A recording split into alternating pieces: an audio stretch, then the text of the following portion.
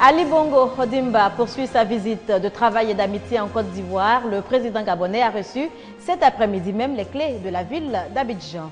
Les tout-petits sensibilisés aux notions d'hygiène, l'ONG Santé d'abord investit les établissements scolaires primaires pour lutter contre les maladies bactériennes. 15e sommet de la francophonie ce week-end à Dakar.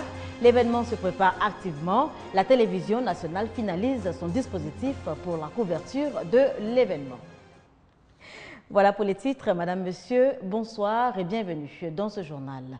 Deuxième jour, ce jeudi, je vous le disais en titre, de la visite du président gabonais en Côte d'Ivoire. Ali Bongo Ondimba est depuis ce matin sur les bords de la lagune Ébrié, après donc avoir posé ses valises hier à Yamoussoukro, la capitale politique de la Côte d'Ivoire.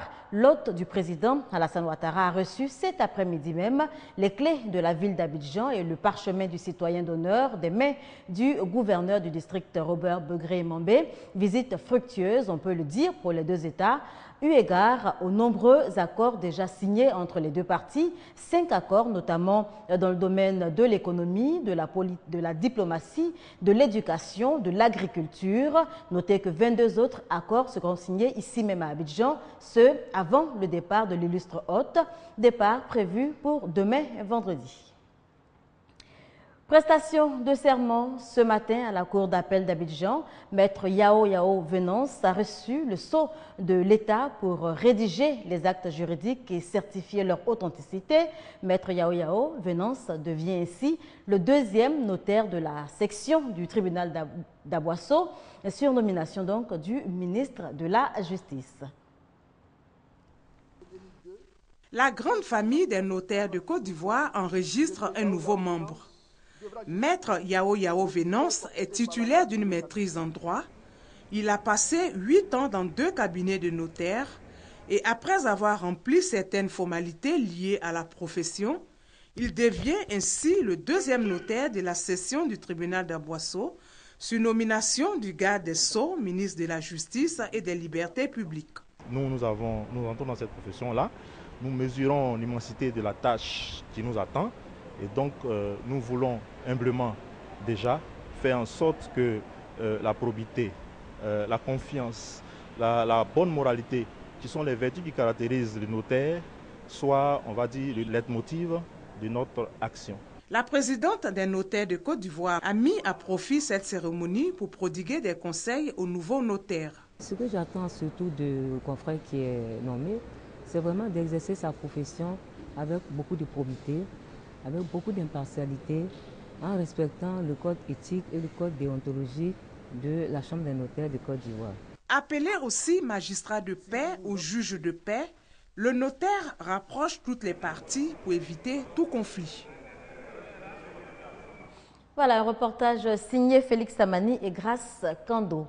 Se laver les mains avant chaque repas, également avant et après être passé aux toilettes, ne consommer que de l'eau potable, autant de mesures d'hygiène à appliquer donc pour prévenir la transmission des virus et autres bactéries, des notions expliquées aux tout-petits du Centre de protection de la petite enfance de Cocody par les membres de l'ONG Santé d'abord, ONG soucieuse du bien-être des enfants de Côte d'Ivoire. Ami Sissoko.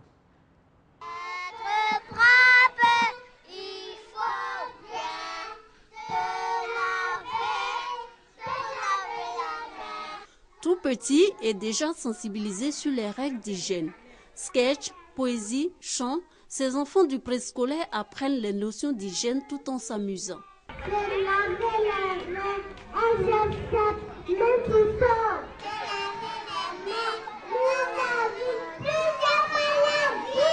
L'initiative est de l'ONG La Santé d'abord, en collaboration avec le CPPE, le Centre de protection de la petite enfance de Cocody. Le matin, quand ils arrivent, après l'accueil, ils se lavent les mains. Après chaque activité, les enfants se lavent les mains. Nous avons de retour des parents parce qu'un jour, il y a un parent qui nous a dit qu'il est arrivé, sa nounou était en train de piler. Donc, il ne s'est pas lavé les mains, il avait faim, il voulait prendre un morceau d'igname. Et l'enfant lui a dit, papa, il faut te laver les mains d'abord, il y a Ebola. L'hygiène doit être une culture. Pour intérioriser cette culture, il faut commencer par les tout petits qui doivent comprendre le message, qui doivent appliquer les gestes et grandir avec. Selon l'ONG La Santé d'abord, la sensibilisation sur les notions d'hygiène corporelle, alimentaire, vestimentaire et environnementale est un moyen efficace de lutte contre le paludisme, la fièvre typhoïde, le choléra et la diarrhée. La diarrhée qui est à elle seule responsable de la mort de 1 500 000 enfants chaque année dans le monde, selon l'OMS. Espérons que nos tout-petits ont bien compris la leçon. La fête du Christ roi marque la fin d'une année liturgique et le début d'une nouvelle dans l'Église catholique. Une fête qui rappelle également l'autorité suprême de Jésus-Christ dans l'Église. Eh bien, l'événement a été célébré récemment à l'Église Sainte-Monique au plateau d'Opuy. Franck Audio. Des chants, de la fanfare et même de la danse à profusion. La communauté ecclésiale de base à Christ roi de la paroisse Sainte-Monique du plateau d'Opuy célèbre la fête du Christ roi de l'univers, une fête qui place à Jésus-Christ au-dessus de toute autorité. Nous avons deux temps forts, la Pâque et la Noël. Et l'année liturgique commence par le premier dimanche de l'Avent et prend fin à la fête du Christ roi de l'univers. On est tous membres d'une CEB, c'est l'Église qui se rassemblent dans le quartier pour vivre la fraternité, la charité et l'amour. Et surtout pour être sel et lumière dans le monde là où nous habitons. La communauté Christ-Roi de la paroisse Sainte-Monique, en plus de la solennité Christ-Roi célèbre sa fête patronale. Mobilisation des fidèles donc et une idée partagée, proclamer le message du Christ Roi de l'univers. Nous sommes un peu éparpillés dans un quartier. Et nous partons tous les dimanches, nous convergeons vers l'église. Pourquoi ne pas s'entendre vivre les joies, les difficultés ensemble et puis au final venir prier le Seigneur? C'est ce que nous faisons. Dans l'homélie, les chants et autres célébrations, une constante, le royaume du Christ est de par sa nature et de par sa fonction différent de toutes les autres formes de pouvoir et institutions créées par l'homme. La fête du Christ roi marque par ailleurs la fin d'une année liturgique et le début d'une nouvelle dans l'Église catholique romaine. Dakar fait peau neuve pour accueillir les participants au 15e sommet international de la francophonie.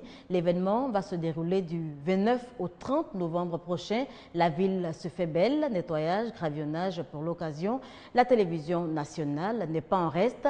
Elle est fin prête pour la couverture de l'événement. Regardez. Dernier câblage à la veille du sommet de la francophonie, derniers essais pour un événement test pour la télévision nationale. L'État lui a octroyé 3 milliards de francs CFA pour qu'elle fournisse à la centaine de chaînes de télévision attendues des images des cérémonies d'ouverture et de clôture. La RTS a donc déployé des dizaines de techniciens, de monteurs, d'informaticiens sur le site du sommet. Ils sont dotés de matériel de tournage, montage et diffusion dernier cri sur lesquels ils ont été formés. Équipement et compétences pointues, une aubaine pour la chaîne publique sénégalaise. Ce matériel, c'est un investissement de l'État. La RTS est une structure de l'État. Donc, effectivement, après, on va redéployer ce matériel-là à la RTS. Le centre de conférence de Diamniadio est également flambant neuf. Il a été construit en 1 an pour abriter le 15e sommet de la francophonie. Il affiche un style haut de gamme, mais c'est surtout un investissement intégré à un projet économique global, selon Dakar. Le centre est le premier élément constitutif et constituant.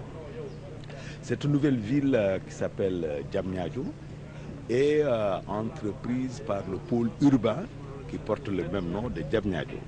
Premier pilier d'un nouveau pôle d'activité économique à 30 km de Dakar, point d'ancrage d'un futur centre d'affaires, certains investisseurs croient à cette perspective.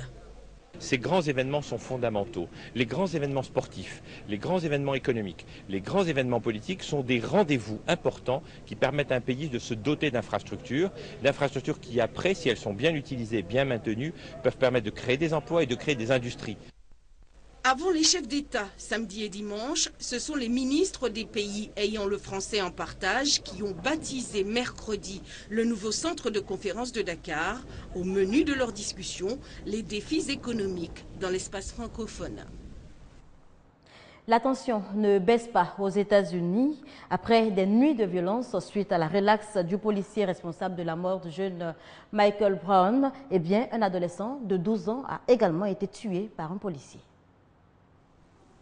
Les images de la caméra de surveillance sont terribles. On y voit le jeune Tamir Rice, 12 ans, pointer son jouet, un pistolet factice, sur un passant. Le policier qui a tué l'enfant qui jouait sur une aire de jeu de Cleveland, Ohio, a tiré dès son arrivée. Au même instant, le jeune garçon semble chercher quelque chose à sa ceinture avant d'être abattu. C'est un habitant qui a appelé la police en signalant qu'il y avait un type et non un enfant avec un pistolet dans la rue. Il s'agit évidemment d'un événement tragique où un jeune membre de notre communauté a perdu la vie. Nos deux officiers sont là, dehors, pour protéger le public et font un travail que beaucoup de gens ne veulent pas faire. Aux États-Unis, un jeune noir a 21 fois plus de risque qu'un jeune blanc d'être tué par un policier. Ce nouveau drame en est la preuve. La mort du jeune Rice est intervenue alors que la ville de Ferguson a été le théâtre de vives tensions après la non-inculpation d'un policier blanc responsable de la mort d'un jeune noir en août dernier. Après les émeutes, Ferguson pense ses plaies, le calme est revenu. Je constate que des organisations se réunissent pour créer un dialogue. C'est difficile, ce n'est pas aisé. Être blanc est un privilège, le racisme est réel. Ces deux affaires vont-elles déclencher un sursaut sur les questions raciales et changer les méthodes de la police vis-à-vis des Noirs aux États-Unis?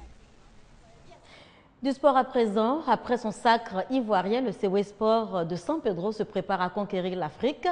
Les champions de Côte d'Ivoire seront opposés ce samedi à 15 h au club Al-Ali d'Égypte, ce dans le cadre de la finale aller de la Coupe de la Confédération africaine de football. Ce sera au stade Champrou de Marcory. À la veille de la finale aller de la Coupe de la Confédération qui l'oppose au Al-Ali d'Égypte, le CW Sport de San Pedro affiche un embonpoint psychologique. En témoigne le message brandi fièrement sur les maillots pour la circonstance. Face au Al-Ali d'Égypte ce samedi au stade Robert Champrou de Marcory, les Séwékés ne vont pas en terrain inconnu. On les a affrontés en phase de poule, donc je pense que c'est un match comme tout autre, donc on le prépare sereinement. À deux reprises, le CW Sport de San Pedro a déjà croisé sur son chemin le Al-Ali d'Égypte. D'abord le 8 juin au stade Robert Champrou, une rencontre soldée par un nul 1-1. Et le 15 juin au stade Air Defense du Caire, victoire des Égyptiens 1-0. En conférence de presse, Rigo Gervais, distingué meilleur entraîneur du championnat ivoirien saison 2014, revient sur le parcours de son club en compétition africaine. Le petit poussé ivoirien qu'aucun autre club ne pensait croiser en finale. D'aucuns avaient dit au départ que cette équipe n'était pas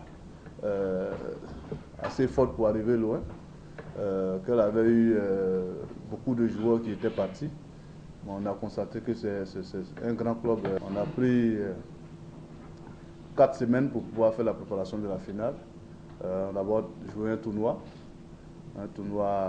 à 4 contre le Stella Boisflé et puis Bassam.